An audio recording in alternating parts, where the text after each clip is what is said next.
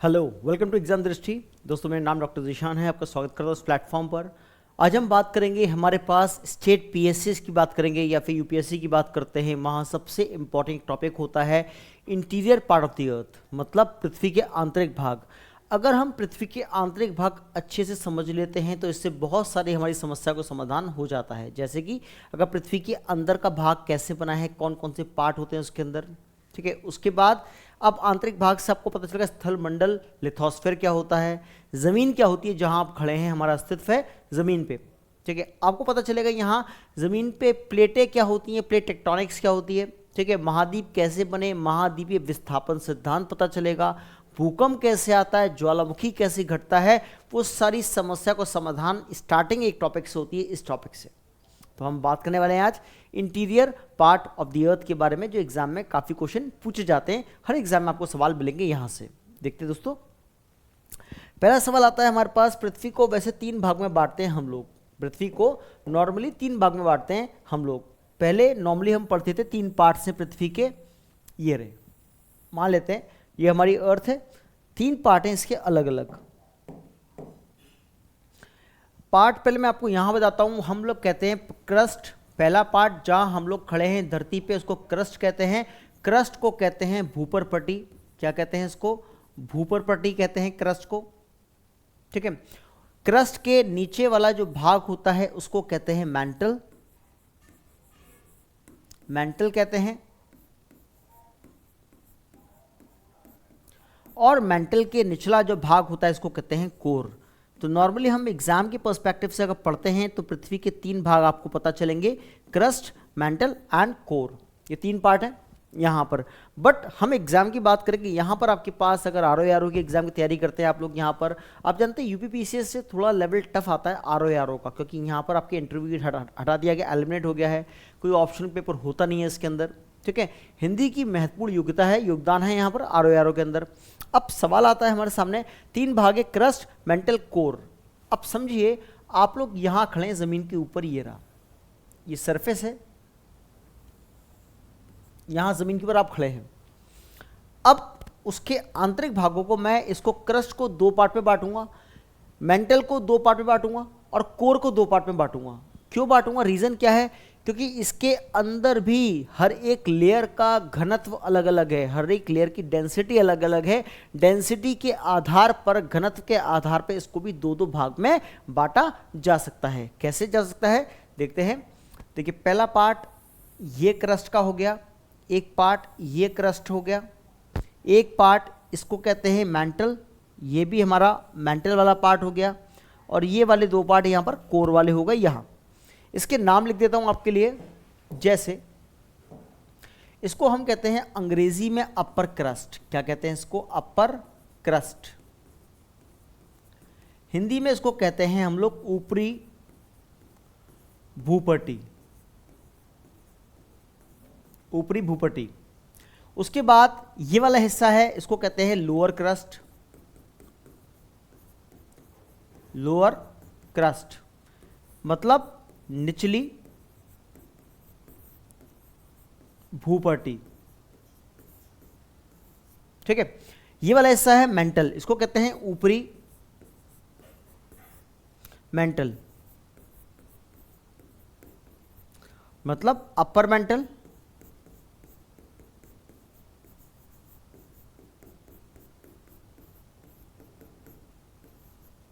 ये है हमारे पास निचला मेंटल,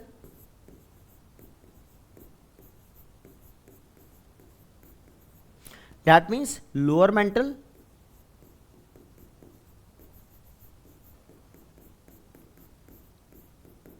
और इसको कहते हैं हम लोग आंतरिक कोर, अंदर की तरफ है तो उसको कहते हैं आंतरिक कोर।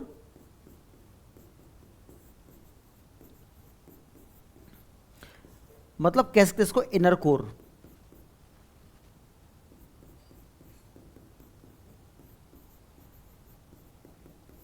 और ये वाला हिस्सा है इसको कहते हैं बाहरी कोर,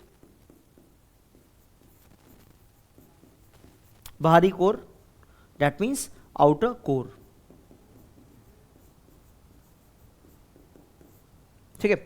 तो हमने क्रस्ट को, मेंटल को और कोर को दो दो पार्ट में बांटा। तो अब इस चीज़ की हमें ज़रूरत नहीं है। तो हमने देख लिया क्रस्ट मेंटल कोर को अलग अलग भागों में क्यों बांटा जाता है, घनत्व के आधार पर, डेंसिटी के आधार पर, तो मैं ये बोल सकता हूं यहां पर आपके सामने कि ये दो पार्ट मिला के मेरे पास क्या बनेंगे, ये बनेंगे क्रस्ट, इसके नीचे वाला भाग कौन सा बनेगा, मेंटल, और लास्ट पार्ट कौन सा होगा, कोर। तो ये दो दो पार्ट होगा इसके। अब एग्जाम में सवाल क्या बनता है, एग्जाम में याद रखना, एग्जाम में एक तरह का सवाल ये आता है, आपको दो तरह के ऑप्शन देगा यहां पर, और कहेगा इसमें गलत सम्मिलित कौन सा है, मतलब मिलान करेगा और पूछे गलत कौन सा है, ये पूछेगा।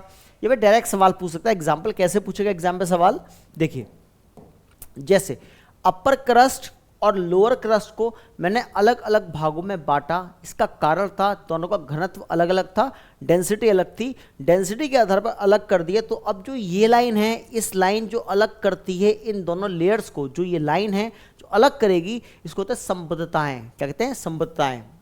ये लाइन इन दोनों रेखाओं को अलग करती है, इसको संबद्धताएं कहते हैं। ये लाइन इन दोनों रेखाओं को अलग करती है, इन दोनों लेयर्स को अलग करती है, इसको भी संबद्धताएं कहते हैं। ये बता दूंगा इसके बारे में। यहां से क्वेश्चन एक बन जाता है एग्जाम के अंदर प्री में, और आरओ का इंपॉर्टेंट सेगमेंट भी है। जैसे देखिए पूछता है अपर क्रस्ट और लोअर क्रस्ट को कौन अलग करता है, तो इसकी खोज सबसे पहले की थी कॉनकॉर्ड नाम के वैज्ञानिक ने। किसने, कॉनकॉर्ड नाम के वैज्ञानिक ने खोज की थी, और उसने अपने नाम के साथ एक जोड़ दिया वर्ड डिसकंटिन्यूटी। डिसकंटिन्यूटी इसका मतलब होता है, हिंदी भी इंग्लिश भी लिख देता हूं आपको, हिंदी भी लिख देता हूं, इसको कहते हैं कॉनकॉर्ड असंबद्धताएं। असंबद्धताएं कहा जाता है। तो कह सकते हैं अपर क्रस्ट और लोअर क्रस्ट को अलग कौन करता है, कॉनकॉर्ड डिसकंटिन्यूटी। अब अगला सवाल, लोअर क्रस्ट और अपर मेंटल को अलग कौन करेगा, ये लाइन, ये असंबद्धताएं, इसको हम लोग कहते हैं मोहो, मोहो डिसकंटिन्यूटी।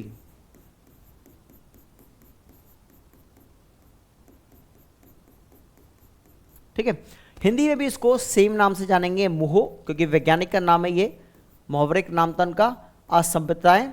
इसी हिसाब से mental, upper mantle lower mental को अलग करती है ये वाली लाइन, इसको कहते हैं हम लोग यहां पर रैपिटी।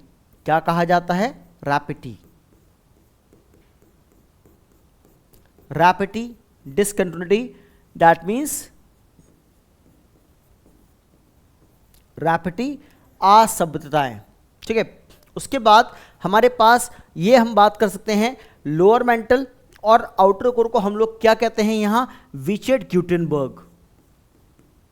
विचर्ड ग्यूटेनबर्ग।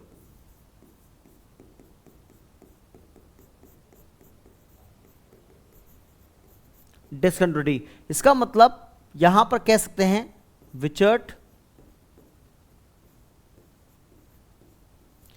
ग्यूटेनबर्ग असंबद्धताएं। और लास्ट में आपका इनर कोर आउटर कोर को अलग कौन करता है, लेहमैन। कौन करता है, लेहमैन। डिसकंटिन्यूटी, ठीक है, लेहमैन। असंबद्धताएं। तो दोस्तों ये एक सवाल बन गया एग्जाम का, बहुत ही ज्यादा इंपॉर्टेंट क्वेश्चन ये वाला बन गया। यहां से पूछता है कि हमारे पास कौन से लेयर को अलग कौन करेगा, आपसे पूछ लेगा यहां पर अपर क्रस्ट लोअर क्रस्ट को अलग कौन करता है, सिंपल सवाल पूछ सकता है। ऑप्शन 4 अलग अलग ये दे देगा, तो आपको पता होना चाहिए कि अपर क्रस्ट लोअर क्रस्ट को अलग कौन करता है, कॉनकॉर्ड डिसकंटिन्यूटी अलग करती है। ठीक है, इसी हिसाब से आपको मोहो, रैपिटी, विचर्ड ग्यूटेनबर्ग और लेहमैन इस तरह के सवाल एग्जाम में आ सकते हैं। तो पहला सवाल तो हमारा यहां क्लियर हो गया कि कौन सी डिसकंटिन्यूटी किसे अलग करती है, किस तरह से। अगला सवाल मेरे सामने यहां पर आता है, जब मैं अपर क्रस्ट लोअर क्रस्ट की बात करता हूं तो यहां अगर आप खड़े यहां से लेके मुझे यहां तक जाना है, मतलब पूरा क्रस्ट पार करना है, तो मुझे कितने किलोमीटर की गहराई में जाना पड़ेगा। मेरे सामने उत्तर क्या है, अगर मुझे क्रस्ट जमीन से ये पूरा क्रस्ट वाला एरिया कवर करना है तो मैं कितने किलोमीटर गहराई में जाऊं तो मेरा क्रस्ट वाला लेयर समाप्त हो जाए। तो याद रखना इस बात को। तो आपको कहां जाना पड़ेगा, यहां से हम कह सकते हैं यहां से यहां, तो क्रस्ट की कुल गहराई कितनी है, 35 किलोमीटर। 35 किलोमीटर गहरा है पूरा क्रस्ट, ये लेयर क्रस्ट की है। उसके बाद मेंटल की बात करते हैं तो यहां तक तो आप 35 आ गए। अब 35 किलोमीटर से शुरुआत मेंटल की हो जाती है, 35 किलोमीटर से शुरुआत मेंटल की। अगर मुझे ये अपर मेंटल क्रॉस करना है तो मैं 35 से लेके 700 किलोमीटर तक एरिया कवर करूंगा। यहां तक आके 700 पे, अब मैं यहां पर 700 की बात करता हूं, 700 किलोमीटर से लेकर, और मुझे ये क्रॉस करना है कौन सा, लोअर मेंटल, तो यहां मैं 2900 किलोमीटर तक रहूंगा, यहां पर 2900 किलोमीटर। अगला सवाल हमारे पास यहां पर, अब मैं यहां पर 2900 पे यहां आ चुका हूं, तो कह सकते हैं 2900 किलोमीटर ये वाला है। यहां से अगर मैं इनर कोर को क्रॉस करूंगा तो यहां तक 5150 किलोमीटर मैं ट्रैवल करूंगा यहां पर, और 5150 पे यहां आ गया तो लास्ट में मैं बात करता हूं 5150 से लेके 6371 किलोमीटर मैं ट्रैवल करूंगा लास्ट तक। मतलब पृथ्वी के सेंटर तक पहुंचने के लिए मुझे 6371 किलोमीटर ट्रैवल करना पड़ेगा, तो एक केंद्र बिंदु तक पहुंच जाऊंगा यहां पर। आई थिंक इतनी बात क्लियर है आपको, ठीक है। यहां पर तो मैंने बताया कि क्रस्ट पूरा 35 किलोमीटर में है, मेंटल हमारे पास 35 से शुरू होता है, ये पूरा 2900 तक चलता है मेंटल, उसके बाद 2900 से शुरू होता है और ये 6371 किलोमीटर तक हमारा जाता है कोर। तो इसकी गहराई हो गई पृथ्वी की। इसको दूसरे पैटर्न में समझते हैं। एक और हमारे पास कुछ वैज्ञानिक हैं, पहले उसको देख लेते हैं इसका क्या पैटर्न है। देखिए इसका पैटर्न दूसरे देखते हैं। एग्जाम्पल मान लेते हैं ये कोर वाला हिस्सा है, ये मेंटल वाला हिस्सा है, मेंटल, और यहां पर क्रस्ट मिलेगी, ये रही।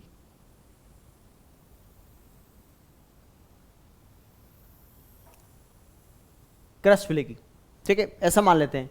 इसका सेंटर मैंने माना ये वाला सेंटर, यहां पर सेंटर नहीं माना, ठीक है। इसके सेंटर पे अगर मैं बात करता हूं पृथ्वी पे, इसके नाम लिख देता हूं पहले आपके लिए। जैसे ये वाला हिस्सा है कोर, इसके ऊपर का ये वाला पूरा हिस्सा है मेंटल, और ये वाला हिस्सा है ऊपर का क्रस्ट, ऐसा मान लेते हैं, ठीक है। अब यहां से एक स्लैश निकालता हूं पृथ्वी के अंदर से, मतलब एक स्लैश पिज्जा के साइज में एक स्लैश निकाला जाता है, ये रहा, ये रहा, ठीक है। अब देखो मान लो पृथ्वी है, सेंटर है, इसका जो सेंटर पॉइंट है यहां पर मान लेते हैं 6371 किलोमीटर, ये सेंटर पे आ गए हम लोग, यहां पर केंद्र में आ गए।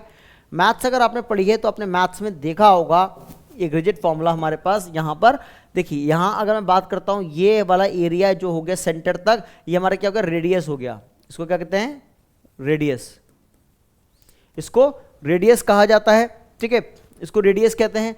दूसरी कंडीशन आती है, रेडियस को कहते हैं हिंदी में त्रिज्या, क्या कहते हैं इसको, त्रिज्या कहते हैं हिंदी में रेडियस। अब एक रेडियस हमारे पास कितने का है, 6371 का है। अब अगर मैं एक व्यास बनाता हूं, ये सेंटर बनाता हूं अर्थ का, ये वाला हिस्सा यहां पर, ठीक है, तो ये क्या है, ये दूसरा रेडियस है,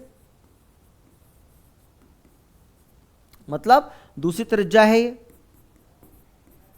दूसरा त्रिज्या है, ठीक है।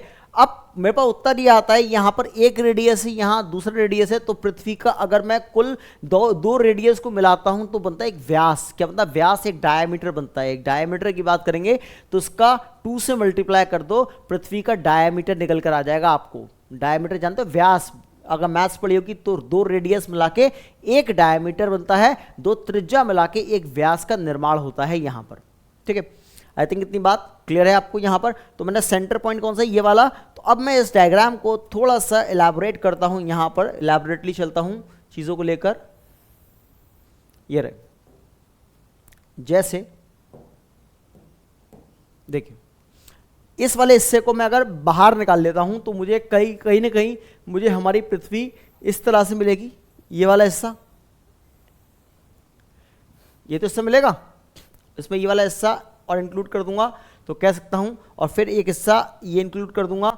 ये इतना हिस्सा हमारे पास कोर वाला हिस्सा हो गया, इतना हिस्सा हमारे पास कौन सा, मेंटल वाला हिस्सा हो गया, और ऊपर क्रस्ट हो गया। तो ऐसी कुछ पृथ्वी मिलेगी हमें हमारे सामने, ठीक है। तो हम इसके बारे में भी बात करेंगे, डिटेल से चर्चा करेंगे। तो मैंने बता दिया 6371 का है, सेंटर में है कोर के, तो आपको आई थिंक इतनी बात समझ में आ चुकी है यहाँ तक कि हमारे पास पृथ्वी के डेंसिटी के आधार पर हम इसको अलग अलग भागों में बांटते हैं और कौन सी लाइन किसे अलग करती है उस लेयर का नाम मैं आपको बता चुका हूँ, किसकी गहराई कितनी है वो मैं आपको बता चुका हूँ इसके बारे में। ठीक है, आई थिंक इतनी बात क्लियर है सबको। अगला सवाल मेरे सामने ये आता है एग्जाम में, हमारे पास कुछ जॉन आर्थर नाम का एक भूगोलविद था, मतलब एक जियोलॉजिस्ट था, जॉर्ज आर्थर। ठीक है, उसने क्या बताया, उसने हमारी पृथ्वी की तुलना, पृथ्वी की कंपैरिजन किससे कर दी, हमारी अर्थ का एक अंडे से। अंडा देखा है, एग सबने देखा होगा। उसने बोला अंडा, बॉयल अंडा आप लोग खाते हैं, बॉयल अंडे में जो ऊपर की परत होती है वाइट वाली, जो उसको छिलका होता है, उस छिलके को निकालते हैं उसको, तो छिलका जितना पतला छिलका होता है उसको कहते हैं क्रस्ट। वो छिलका क्या है, क्रस्ट। कम है, 35 किलोमीटर है यहाँ पर। छिलका जब उतर जाता है बॉयल अंडे का तो उसके बाद हमें वाइट कलर का अंदर एरिया मिलता है जिसमें प्रोटीन की मात्रा ज़्यादा होती है। जितने बॉडी बिल्डर्स होते हैं तो प्रोटीन की मात्रा वाला एरिया बहुत कंज्यूम करते हैं, खाते हैं जब प्रोटीन की मात्रा ज़्यादा होती है। जब प्रोटीन होता है उसको हम लोग क्या कहते हैं यहाँ पर, मेंटल, क्योंकि वो एरिया ज़्यादा है उसको मेंटल कहते हैं, मतलब आयतन। और उसके बाद आप आपको मेंटल को काट के अंदर की तरफ जाओगे तो जर्दी निकलती है हमारे पास येलो कलर की, बहुत कम एरिया में और बहुत ज़्यादा डेंसिटी होती है उसके अंदर, उसको कहते हैं हम लोग क्या, कोर, उसको कहते हैं कोर। इसके आधार पर उसने बताया कि पृथ्वी का जो आयतन है, वॉल्यूम भी अलग अलग है, पृथ्वी का आयतन अलग अलग है। कैसे है, तो मैं आपको यहाँ आयतन बताता हूँ। अगर यहाँ पर पूछा गया एग्जाम के अंदर आपको आयतन के आधार पर पृथ्वी को क्रम से लगाइए, ठीक है, यहाँ पर कह सकते हैं पृथ्वी का आयतन,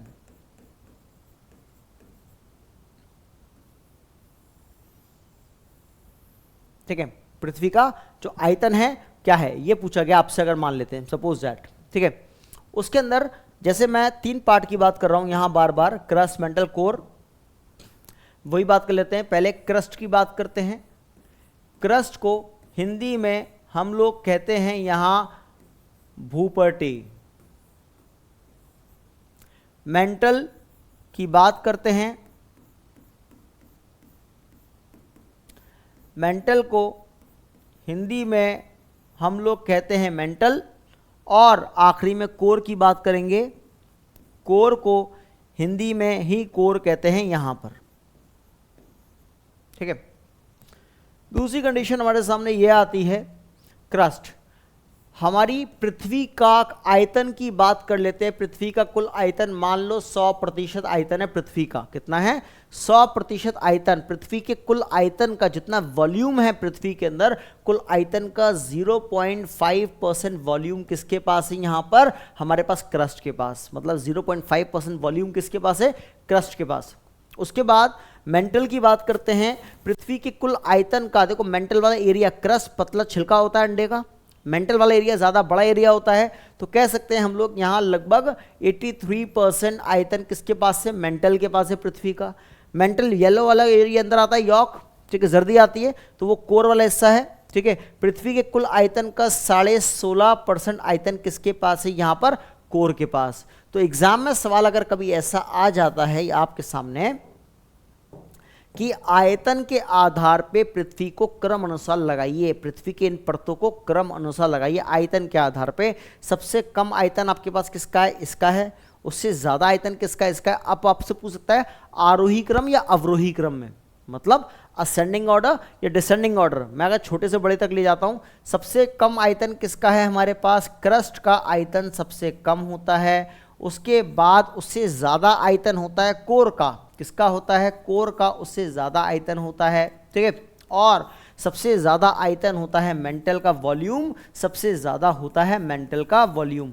ठीक है, ये तो है कम से ज़्यादा। और ज़्यादा से कम लगाना है तो मेरा उत्तर ये बन जाएगा, अगर ज़्यादा से कम पूछ लिया आपसे, मेंटल में सबसे ज़्यादा आयतन होता है, मेंटल के बाद कोर में सबसे ज़्यादा आयतन होता है, और कोर के बाद सबसे कम आयतन जो मिलेगा आपको वो मिलेगा क्रस्ट में, मिलेगा यहाँ पर। तो ये आपसे आरोही अवरोही क्रम, असेंडिंग डिसेंडिंग ऑर्डर में पूछ सकता है, तो ऐसे उत्तर बन सकते हैं एग्जाम में आयतन के आधार पर।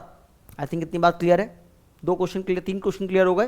पहला क्वेश्चन, अलग अलग भागों में डेंसिटी के आधार पर बांटते हैं। कौन सा, जो कॉनकॉर्ड, डिस्कंटिन्यूटी, मोहो, मतलब विचेट, ग्यूटेनबर्ग, सब बता दिया मैंने आपको। दूसरा, इन लेयर्स की गहराई कितनी है, और सेंटर में 6371 तक पहुंचे हम लोग। ठीक है, 2 क्वेश्चन हो गए। तीसरी क्वेश्चन हमारे पास, पृथ्वी को आयतन के आधार पर लगाइए। आयतन के आधार पर हम इस तरह से इसको लगा सकते हैं एग्जाम के पर्सपेक्टिव से। ठीक है, तो मैं आपको हर एक पैटर्न पे बता रहा हूँ क्वेश्चन कैसे पूछ सकता है। नॉर्मल क्वेश्चन पूछे पृथ्वी के आंतरिक भाग को क्रम से लगाओ, सिंपल पूछता है तो क्रस्ट, मेंटल, कोर, खत्म बात। अगर आयतन वर्ड यूज कर दिया तो इस तरह से हम लोग लगाएंगे। अब आयतन में कौन सा असेंडिंग है डिसेंडिंग है वो देखना पड़ेगा ऑप्शन के अंदर, क्वेश्चंस के अंदर। ठीक है, चलिए देखते हैं आगे। इतनी बात क्लियर है। अब देखिए, अगर हम बात करते हैं यहां पर खनिज पदार्थ की बात करते हैं, जो क्रस्ट वाले एरिया है यहां पर खनिज पदार्थ कौन कौन से पाए जाते हैं। ठीक है, खनिज की बात करते हैं तो यहां मिलेगा आपको सियाल। क्या मिलेगा? सियाल नाम का खनिज मिलेगा। और जो लोअर मेंटल वाला एरिया है, लोअर क्रस्ट वाला एरिया है ये वाला, यहां मिलेगा खनिज पदार्थ सीमा। सियाल और सीमा कहां मिलते हैं? क्रस्ट में। मेंटल में जाओगे, मेंटल में आपको मिलेगा सीमा। क्या मिलेगा? खनिज पदार्थ का नाम है सीमा। और कोर में जाओगे, कोर में खनिज पदार्थ मिलता है निफे। इसको क्या कहते हैं? निफे कहा जाता है इसको। तो कह सकते हैं हमारे पास कि हमारे यहाँ कौन कौन से खनिज पदार्थ, क्रस्ट में सियाल और सीमा मिलता है, मेंटल में सीमा और कोर में निफे। फुल फॉर्म बताता हूं इसकी क्या होती हैं आपको, अगर फुल फॉर्म नहीं पता तो इधर देख लीजिए, अभी फुल फॉर्म भी आपको पता चल जाएंगे इसके बारे में। देखिए, अगर मैं क्रस्ट की बात करता हूं, दैट मीन्स भूपट्टी की बात करता हूं यहां पर, तो उसको मैं अलग अलग लेयर्स में बांट सकता हूं कि क्रस्ट में हमारे पास 2 चीज मिलती है, एक मिलेगा सियाल और एक मिलेगा सीमा। सियाल को अगर हम बात करेंगे यहां पर, यहां 2 वर्ड है SIAL, तो मैं इसको ऐसे ही लिखूंगा SIAL। यहां सीमा, यहां 2 शब्द है हमारे सामने, तो मैं कह सकता हूं यहां SIMA, सीमा। ठीक है, अब देखिए SI का मतलब होता है सिलिका। क्या होता है? सिलिका। और AL होता है एल्युमिनियम। एल्युमिनियम। ठीक है, तो यहां सियाल का मतलब होता है सिलिका एल्युमिनियम, और यहां सीमा का मतलब होता है सिलिका मैग्नीशियम। क्या होता है? सिलिका और मैग्नीशियम। सिलिका मैग्नीशियम होता है सीमा। ठीक है, यहां पर सियाल सीमा समझ में आ गया। तो सिलिका एल्युमिनियम, सिलिका मैग्नीशियम कहां पाए जाते हैं? क्रस्ट के अंदर पाए जाते हैं ये सब चीजें। अगला सवाल हमारे सामने आता है, हम कह सकते हैं मेंटल के बारे में। मेंटल,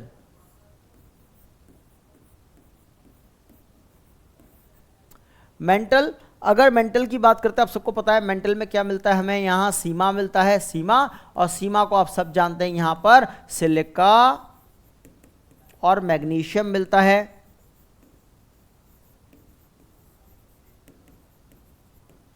और लास्ट में अगर बात करते हैं हम लोग, यहां कोर की बात करते हैं, कोर।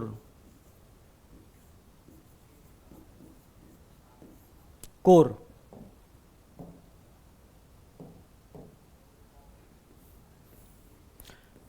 कोर में भी 2 लेयर मिलेंगे, निफे, NIFE,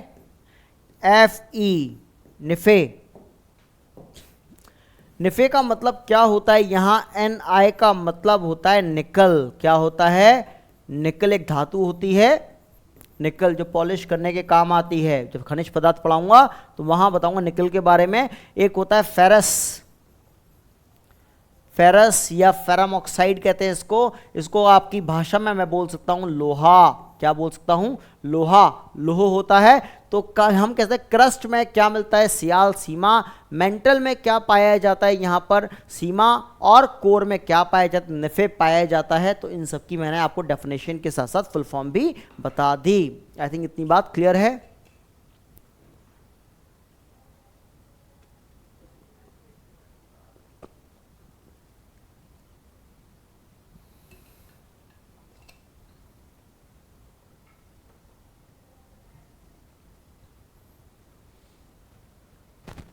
ठीक है, इतनी बात समझ में आ गई? आई थिंक इतनी बात समझ में आ चुकी है आप लोगों को यहाँ पर। चलिए आगे बढ़ते हैं हम लोग। तो मैंने आपको ये बता दिया। अब बात करते हैं पत्थर की, बात करते हैं। नॉर्मली पत्थर कौन से पाए जाते हैं? देखिए,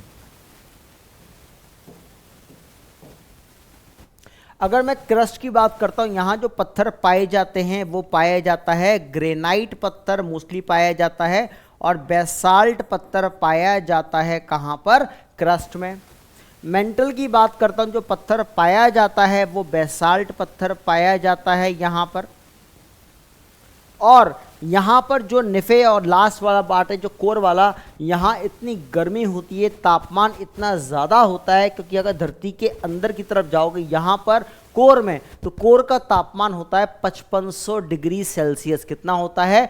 5500 डिग्री सेल्सियस। तो वो 5500 डिग्री सेल्सियस तापमान क्या करता है? चट्टानों को पिघला देता है। तो यहाँ चट्टानें पिघल जाती हैं और वही चट्टानें मैग्मा बन जाती हैं, बाद में लावा के रूप में ज्वालामुखी पर्वत से निकलती हैं ऊपर। ठीक है, चट्टानें पिघल के यहाँ मैग्मा बन जाती हैं और ज्वालामुखी लावा के द्वारा वही धरती पे आती है।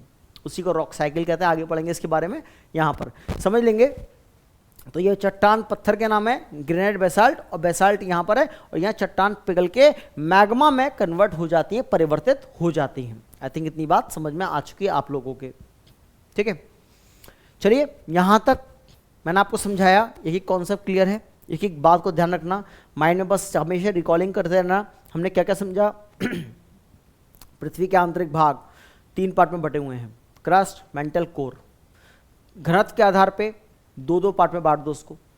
अब जो घनत्व के आधार पे जो लाइन बांटती है, उन लाइन के क्या क्या नाम है?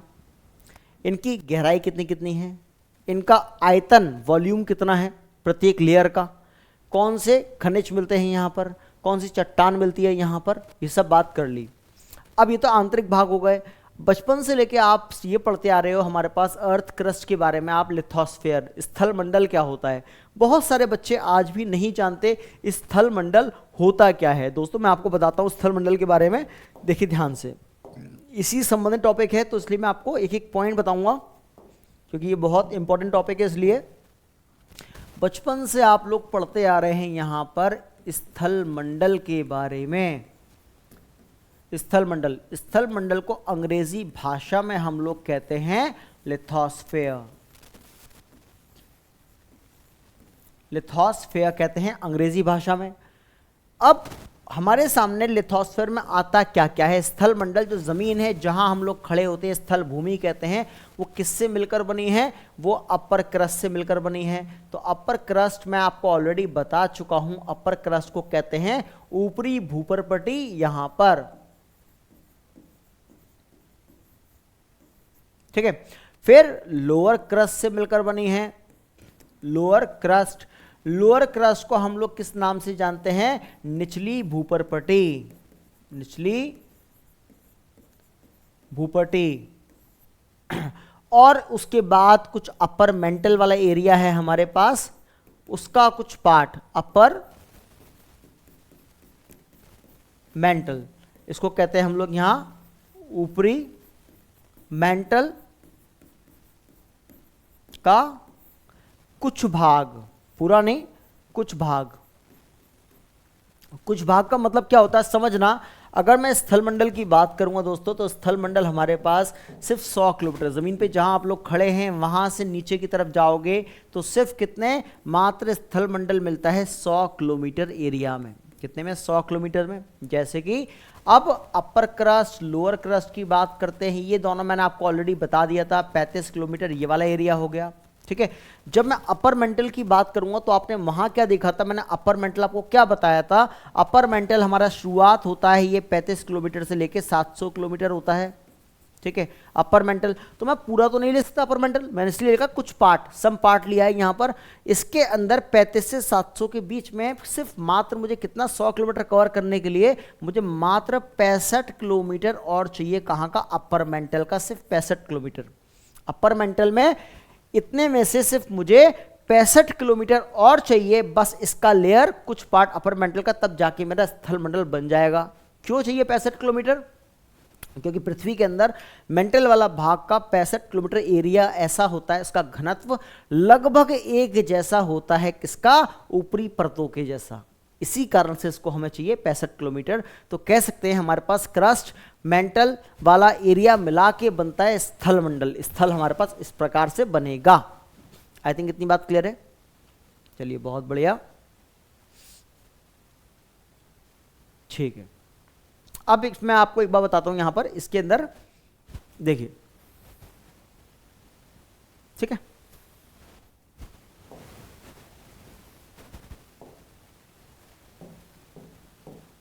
देखिए मैंने अभी एक डायग्राम बनाया था आपके लिए, उसको थोड़ा सा एलैबोरेट कर देता हूं, ठीक है। एक काम करता हूं, डायग्राम से पहले कुछ आपको समझा देता हूं, जिससे कि आपको एक चीज समझ में आएगी। आप सब ने एक चीज समझी है बचपन से लेकर अब तक। आपने क्या समझा है? मान लेते हैं ये हमारी पृथ्वी है, पृथ्वी है। हमारी पृथ्वी को हमने दो भागों में बांट दिया है, यहां पर दो पार्ट में पृथ्वी को बांट दिया। कौन कौन से दो पार्ट है पृथ्वी के? हमारी पूरी संपूर्ण पृथ्वी पे 71% होता है जल। कितना होता है? पानी की मात्रा कितनी? वाटर बॉडी कितनी है? 71%। 71%, या फिर कह सकते हैं पूरी पृथ्वी का 2/3 भाग पानी से घिरा हुआ है, जल से भरा हुआ है। हमारी पूरी पृथ्वी का यहाँ पर 29% भूमि ऐसी है जहाँ आपको मिलेगी भूमि। लैंड बाउंड्री कितनी मिलेगी? 29% में मिलेगी। 29% पे अगर भूमि मिलती है तो मैं ये भी बोल सकता हूँ कि 1/3 भाग में पृथ्वी पे क्या है? भूमि। या पृथ्वी का 1/3 भाग में हमारे पास क्या है? 7 महाद्वीप, कॉन्टिनेंट्स है, ये बोल सकता हूँ यहाँ पर।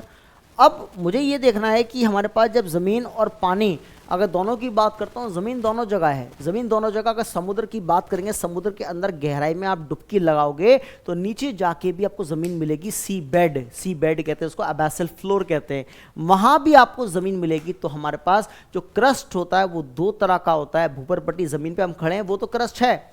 भूपरपट्टी दो प्रकार की होती है। एक हमारे पास कहते हैं कॉन्टिनेंटल क्रस्ट, एक ओशनिक क्रस्ट होता है यहाँ पर। तो आपको पता होना जरूरी है, इसलिए मैंने आपको बताया इसके बारे में। समुद्र में भी आपको जमीन मिलेगी नीचे, जीव जंतुओं का हैबिटेट एरिया है वो। अगर हम बात करते हैं क्रस्ट की, क्रस्ट भी हमारा दो प्रकार में बांट सकते हैं। एक को कहते हैं हम लोग कॉन्टिनेंटल क्रस्ट, कॉन्टिनेंटल क्रस्ट, ठीक है। इसको हिंदी में कहते हैं महाद्वीपीय भूपरपट्टी। मतलब महाद्वीप जो बसे हुए हैं किस पे? कॉन्टिनेंटल क्रस्ट पे बसे हुए हैं। दूसरा प्रकार का जो क्रस्ट होता है हमारे पास, जो समुद्र के अंदर जाते हो, उसको कहते हैं हम लोग ओशनिक क्रस्ट। ओशनिक क्रस्ट मतलब महासागरीय भूपट्टी, ठीक है, महासागरीय भूपट्टी।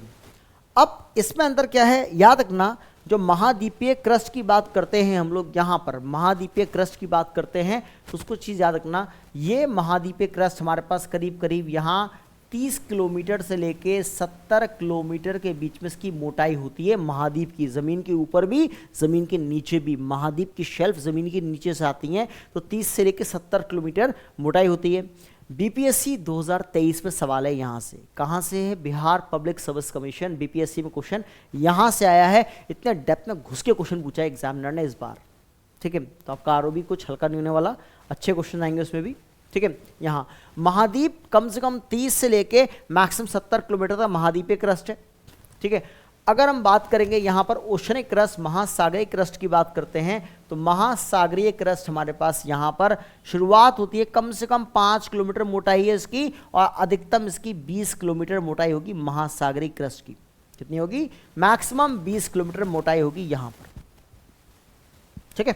यहाँ इतनी बात क्लियर है। और अगर मैं इनको कॉन्टिनेंट, महाद्वीप, महासागर दोनों को मिला के अगर बात करता हूं तो क्रस्ट की कुल मोटाई कितनी है, एवरेज अगर निकालता हूं, एवरेज मोटाई है 18 किलोमीटर इसकी थिकनेस है। एवरेज थिकनेस कितनी है, 18 किलोमीटर्स। और बीपीएससी 2023 में यही सवाल पूछा गया एग्जाम के अंदर, ये बताओ कि क्रस्ट की औसत मोटाई कितनी है। औसत, एवरेज पूछ लिया, एवरेज का मतलब इन दोनों की मिलाकर एवरेज निकाला, तो औसत मोटाई कितनी, 18 किलोमीटर्स होती है क्रस्ट के अंदर, ठीक है।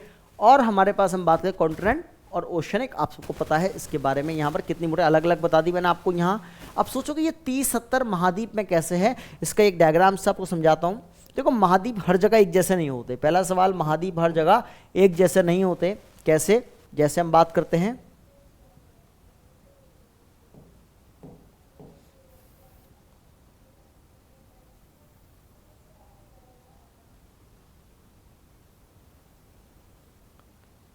ये वाला हिस्सा मैदान, तटीय मैदान, मैदान, पठार और ये पर्वत, ऐसे बनाया है मैंने यहाँ पर।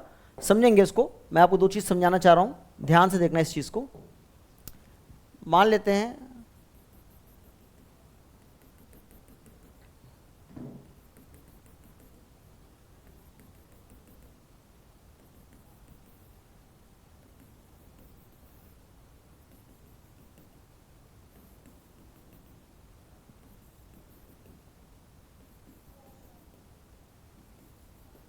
ठीक है, ये रहा। अब इसको एक चीज देखते हैं हम लोग यहां पर,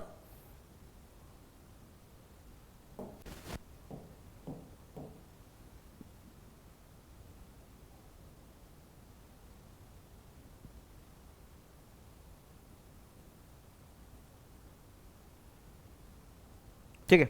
यहां पर ये मड है, सैंड है समुद्र के अंदर। समुद्र में सैंड होती है, मड होती है, मिट्टी होती है। अवसाद किसको कहते हैं, सेडिमेंट कहते हैं। यहाँ पर, यहाँ समुद्र में 5 किलोमीटर और यहाँ मैक्सिमम 20 किलोमीटर तक मान लिया इसके समुद्र की गहराई। ये वाली जो क्रस्ट मैंने बात की इसके ऊपर, इसको हम लोग किस नाम से जानते हैं, इसको समुद्र में जो ज़मीन ये नीचे की दिख रही है आपको, नीचे वाली ज़मीन, इसको कहते हैं हम लोग यहाँ पर ओशनिक क्रस्ट। ओशनिक क्रस्ट, ठीक है, मतलब महासागरीय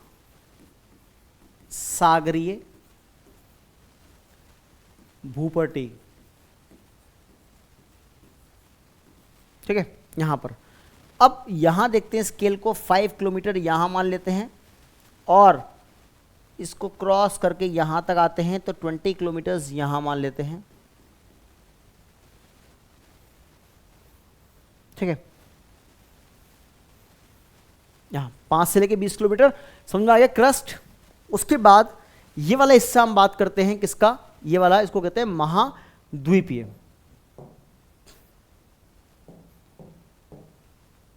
इसको कहते हैं, जमीन है ये वाला, इसको कहते हैं कॉन्टिनेंटल क्रस्ट, इसको कहते हैं कॉन्टिनेंटल क्रस्ट। इसको महाद्वीपीय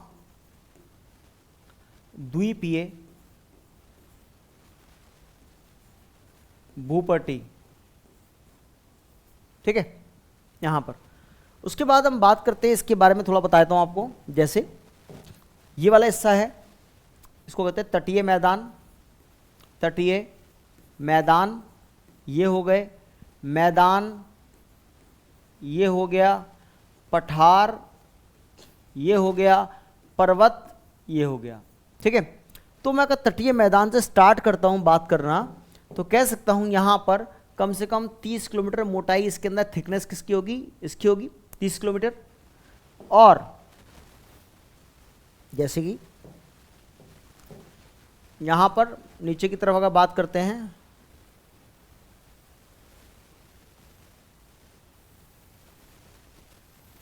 ये रहा नीचे की तरफ यहां।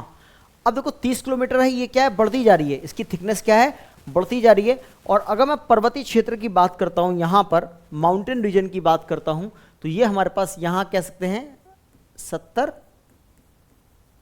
किलोमीटर। कितनी है, 70 किलोमीटर, 70 किलोमीटर ये हो गई, ठीक है। यहां पर इसकी चौड़ाई की बात करते हैं, मोटाई की बात करते हैं, तो लगभग इतना एरिया यहाँ इसको एंटायर एरिया इससे कवर कर लिया। ठीक है, इतनी बात समझ में आ गई आपको। तो यहाँ जो तटीय मैदान है वो 30 किलोमीटर चौड़ा इसकी मोटाई है, और जब यह जाओगे पर्वतीय क्षेत्र में तो सबसे ज़्यादा मोटाई डेप्थ जो पर्वत की मिट्टी जो पत्थर होते हैं यहाँ पर, वहाँ 70 किलोमीटर तक मिलेगा आपको। आई थिंक इतनी बात समझ में आ चुकी है आपके आप यहाँ पर। तो क्रस्ट दो प्रकार का होता है हमारे पास, कॉन्टिनेंटल और ओशनिक होता है।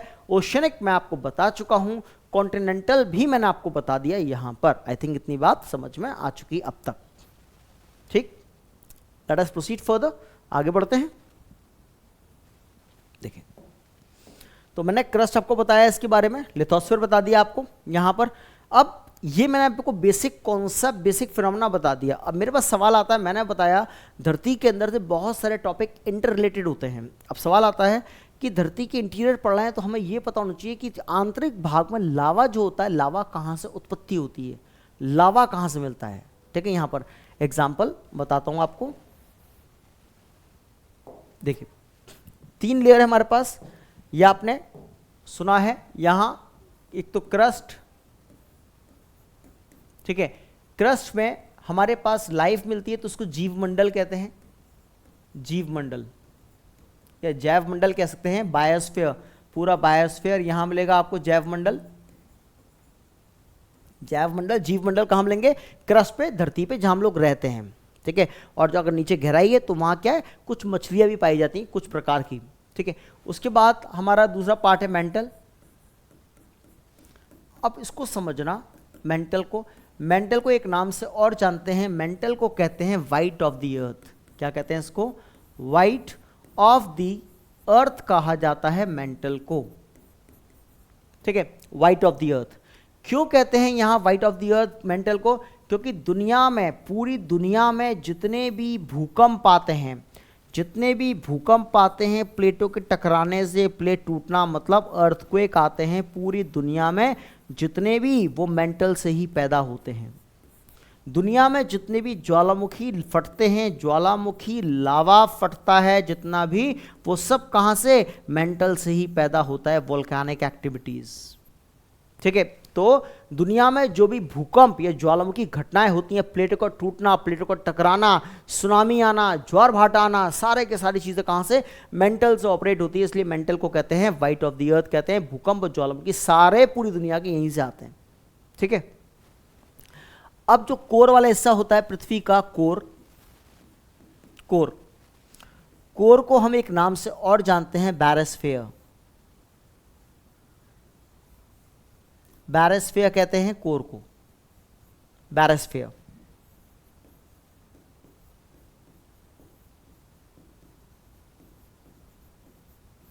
ठीक है, क्यों कहते हैं? क्योंकि यह है सबसे गर्म भाग है पृथ्वी का, सबसे गर्म एवं तरल भाग है, लिक्विड शेप एक तरह का। और इसका तापमान लगभग कितना होता है? नीचे का 5500 डिग्री सेल्सियस का टेम्परेचर होता है। इसका टेम्परेचर कितना है? लगभग 5500 डिग्री सेल्सियस इसका तापमान होता है यहाँ पर। ठीक है, इतनी बात आई होप सो आपको समझ में आ चुकी, यहाँ क्लियर है। तो हमारे पास क्रस्ट को क्या कहते हैं, मेंटल को क्या कहते हैं और क्यों कहते हैं, और कोर को क्या कहते हैं और क्यों कहते हैं, ये सब मैंने आपको बता दिया। एग्जाम के सवाल यहाँ से भी बन जाते हैं। बैरोस्फीयर पृथ्वी के किस भाग को कहा जाता है, सवाल आ चुका है एग्जाम के अंदर। ठीक है, तो आपको पता होना चाहिए किसको कहा जाता है, कैसे कहा जाता है यहाँ पर।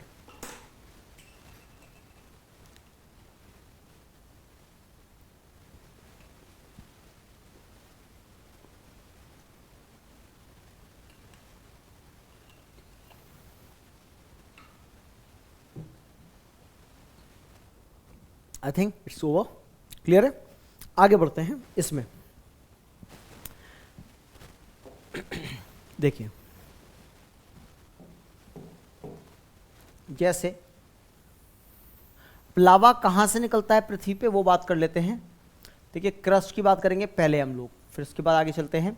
मैंने अभी आपको बताया एक बात, मैंने क्या बोला कि भैया क्रस्ट दो तरह से होती है, कॉन्टिनेंटल और ओशनिक। पहले ओशनिक क्रस्ट पतली होती है, महासागरीय क्रस्ट पतली होती है, फिर उसके बाद महाद्वीपीय क्रस्ट मोटी होती है। इसलिए मैंने ऐसा बनाया यहाँ पर।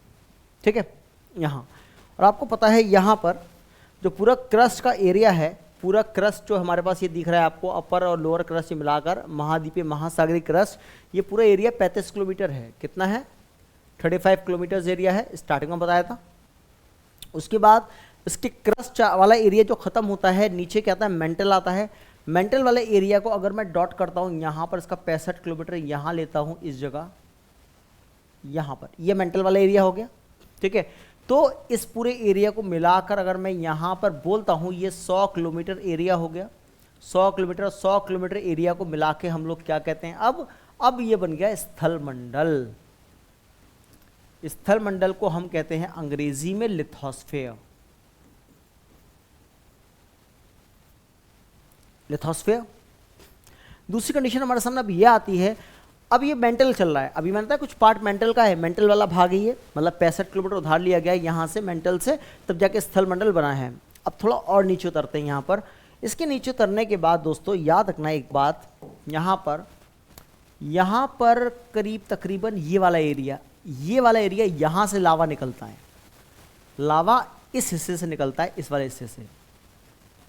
जो आपको ये एरिया मैं बता रहा हूँ, जो मार्क कर रहा हूँ, ये वो इलाका है, यहाँ पहचान लो इसको, जहाँ से पृथ्वी पे अद्भुत लावा आता है और विस्फोट के साथ आता है, धमाके के साथ आता है, आग की लपटों के साथ आता है यहाँ पर। और जो लावा वाले क्षेत्र में होता है वो जल भुन के क्या पिघल जाता है पूरी तरह से, ऐसा लावा।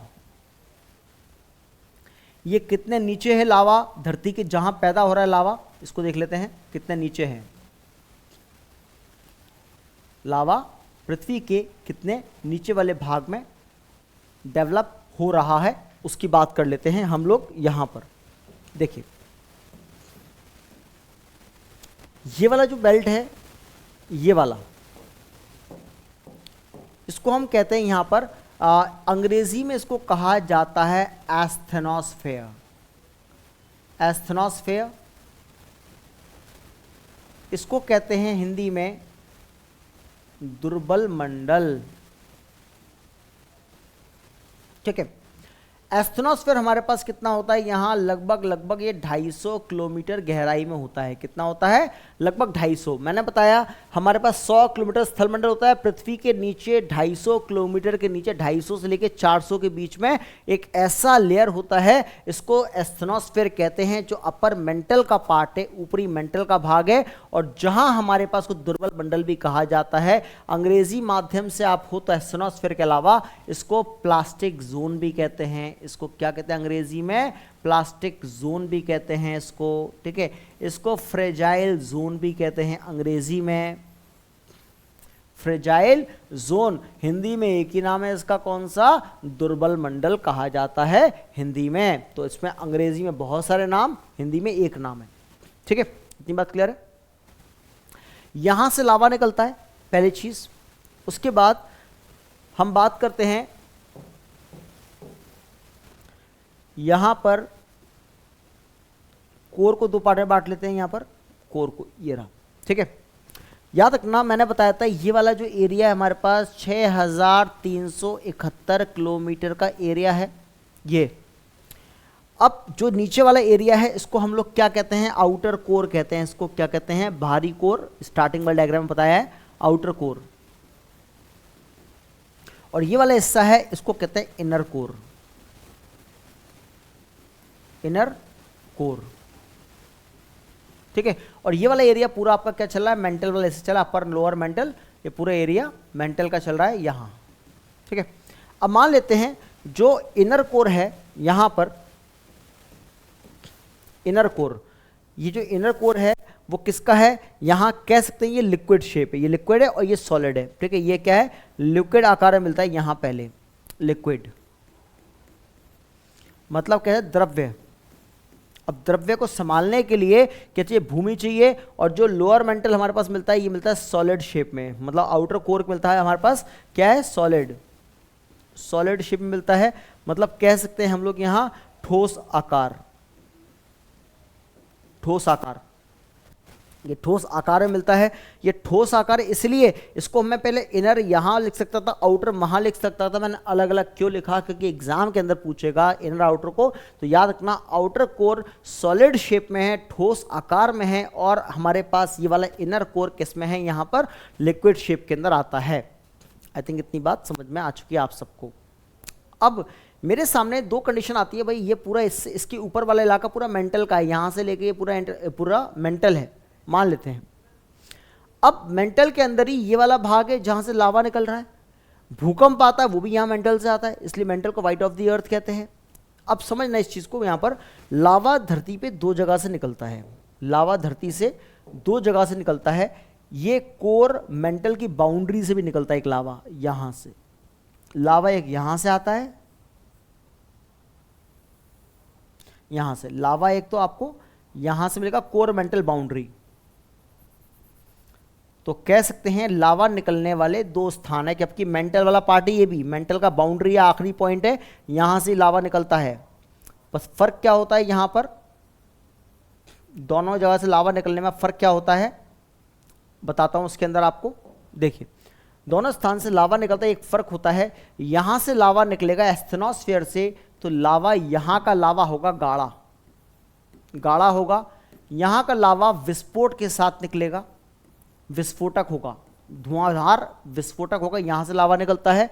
कह सकते हैं गाढ़ा मतलब विस्कोशियस, विस्कोसिटी ज्यादा होगी, और यहां विस्फोटक लावा यहां से निकलता है। ठीक है, अब यहां से हम बात करेंगे, यहां से अगर लावा निकलता है इस जगह से, कहां कोर मेंटल बाउंड्री से लावा निकलता है, कोर मेंटल बाउंड्री से यहां से लावा निकलेगा, यहां से लावा होता है पतला पानी की तरह, और ये विस्फोटक नहीं होता, शांत होता है, शांति से निकलता है, मतलब बिना धमाके के, कोई धमाका नहीं होता। एग्जाम्पल हवाई आइलैंड पे जो लावा निकलता है वो ये होता है शांत। अब मैंने बताया ये गाढ़ा है, ये पतला है, इसका अंतर क्या होता है, इसका मतलब क्या होता है समझना। लावा दो तरह से, विस्फोट के साथ जहाँ लावा आपको दिखेगा वो यहाँ से निकलेगा, और जहाँ बिल्कुल शांति पर पानी की भांति लावा बह जाएगा उसको हम कहते हैं यहाँ शांत, वो इस जगह से निकलता है लावा। ठीक है, देखते हैं आगे डायग्राम के अंदर।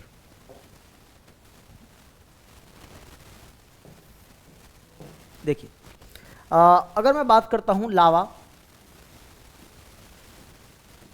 लावा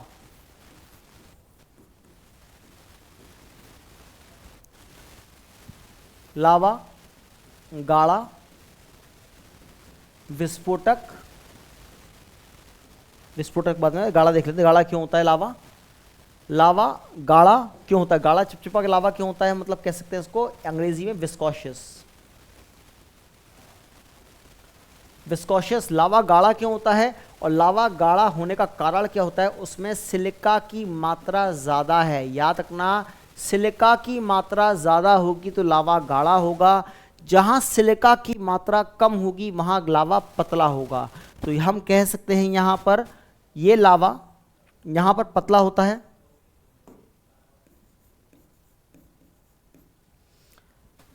लेस विस्कोशियस,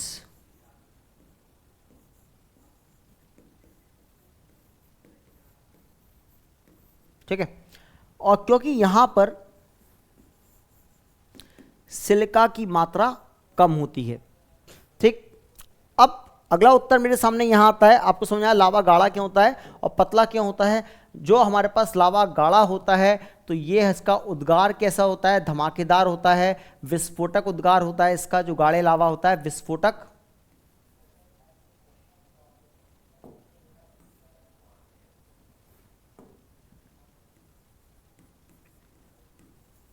और जो लावा पतला होता है उसका उद्गार होता है शांत प्रकार से।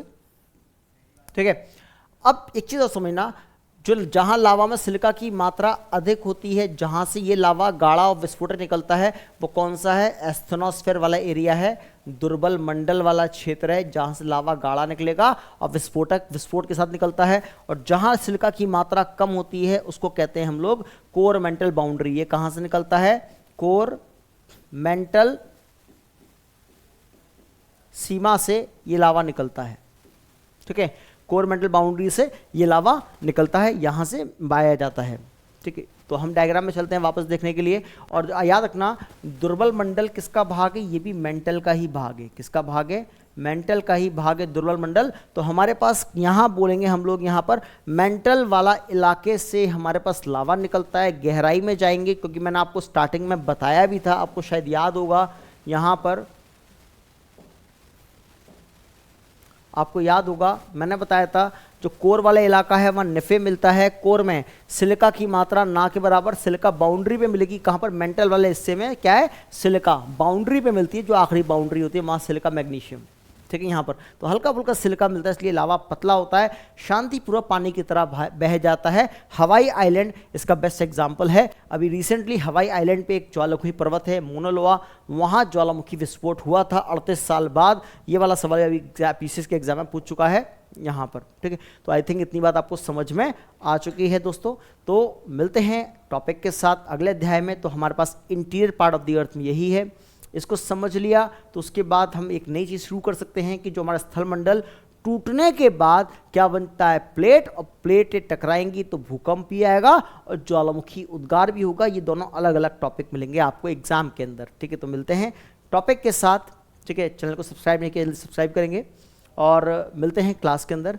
RRO के लिए ऑल द बेस्ट। जय हिंद, जय भारत।